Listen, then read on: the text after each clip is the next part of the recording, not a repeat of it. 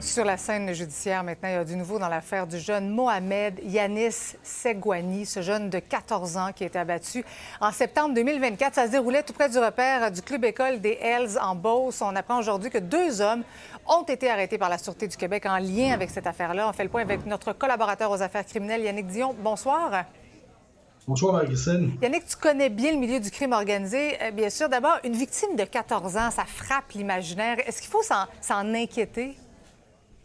Ben, écoutez, oui, c'est inquiétant. Par contre, on voit que les policiers sont très actifs. On a vu le beau coup de filet que la Sûreté du Québec a fait dans ce dossier-là aujourd'hui. On a vu dans les dernières semaines également le SPVM, entre autres avec le projet Aurora, qui a fait plusieurs arrestations pour arrêter justement des commanditaires qui se cachent derrière les réseaux sociaux ou les applications cryptées pour donner des contrats pour commettre des crimes, des contrats que ces jeunes-là prennent malheureusement. Beaucoup de recrutement, donc, chez les jeunes.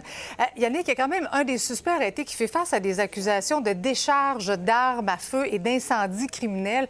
On parle d'une affaire de meurtre, mais il n'y a pas encore d'accusation d'homicide, là.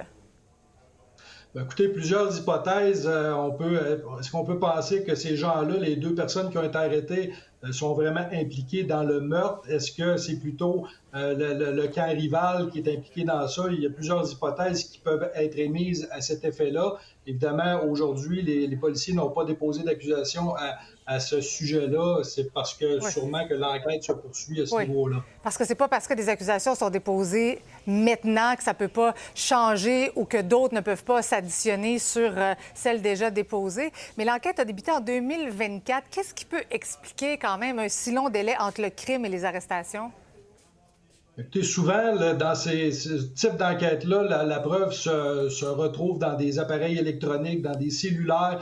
Donc, il faut d'abord saisir ces appareils-là, il faut extraire les données, il faut être capable d'analyser la preuve. Donc, évidemment, il y a des délais associés à tout ça. Puis c'est ce qui fait que souvent, on doit attendre. On comprend que c'est frustrant des fois, mais il faut quand même que les policiers aillent chercher une preuve solide, une preuve hors de tout doute pour accuser des gens, procéder à des arrestations, puis il faut faire les choses dans le bon ordre. Oui, puis il y a beaucoup d'éléments dans tout ça. On parle de violence armée quand même parce que il y a des armes qui ont été saisies, mais en arrière de tout ça, en filigrane, il y a la guerre des stupéfiants, là.